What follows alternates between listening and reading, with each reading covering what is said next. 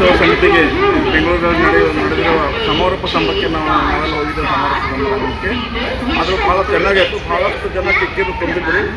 ಒಳಗಡೆ ಏನು ವ್ಯವಸ್ಥೆ ಮಾಡೋ ಕೂಡ್ಲಕ್ಕ ಅದಕ್ಕೆ ಹೆಚ್ಚು ಹೊರಗಡೆ ಜನ ಇದ್ದರು. ಭಾಳ ಅಚ್ಚುಕಟ್ಟಿನ ವ್ಯವಸ್ಥೆ ಆಗಿತ್ತು.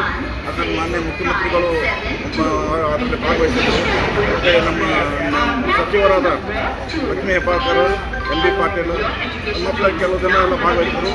ನಮ್ಮ ಲಿಂಗಾಯತ ಧರ್ಮದ ಬಗ್ಗೆ, ಸ್ವತಂತ್ರ ಧರ್ಮದ ಮಾನ್ಯತೆ ಬಗ್ಗೆ ಮುಖ್ಯಮಂತ್ರಿಗಳು ಆಶ್ವಾಸನೆ ನೀಡಿರುತ್ತಾರೆ. ಮುಂದಿನ ದಿನಗಳಲ್ಲಿ ಮಾಡೋದ್ರ ಬಗ್ಗೆ ಒಂದು ಸಕಾರಾತ್ಮಕ ವಿಚಾರವನ್ನು ವ್ಯಕ್ತಪಡಿಸಿದ್ದಾರೆ.